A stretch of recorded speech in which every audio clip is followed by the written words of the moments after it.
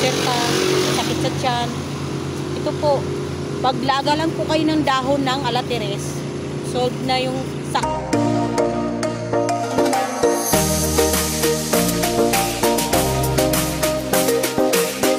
Puti ang dahon na yan, te?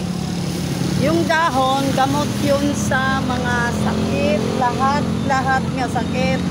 Sikmura,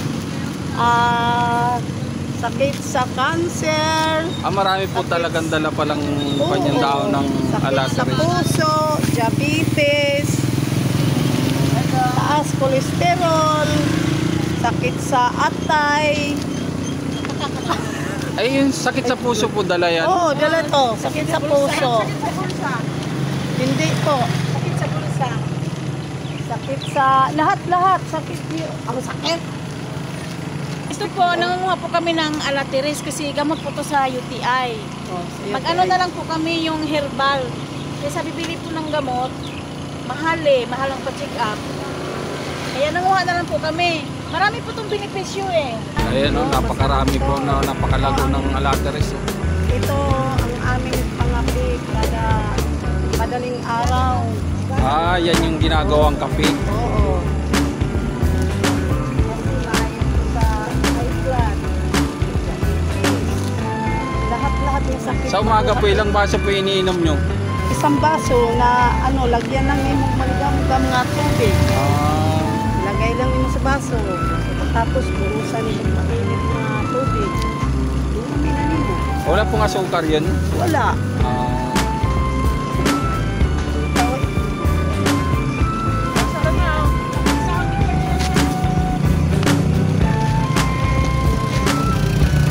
Yan, napakarami. Ito, dami na to.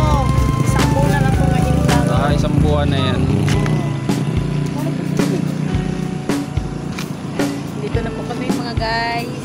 Nanguha po kami ng dahon ng alateres. Marami po kasing itong dala sa sakit eh. Tulad ng may UTI ka, kung may konserta, sakit sa tiyan. Ito po, paglaga lang po kayo ng dahon ng alateres, solve na yung sakit nito. Ayan, napakarami pa nilang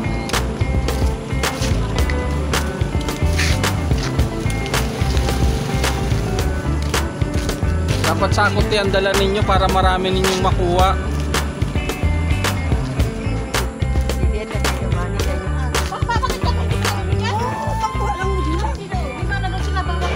Maglaga ka lang, isang baso. Ay, dito maglaga. Uy, Saan na? hugasan. Magkuha ka lang, hugasan mo sa tubig. O ilagay sa baso. Lagyan mo sa tubig. Hindi ka karami? Kaya magkrami. Maay mo ganit yun. Ang over mo.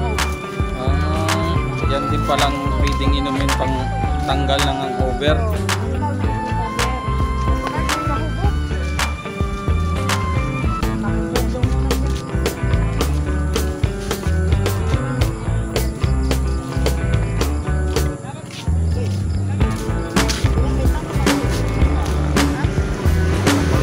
Maraming lawak po dito.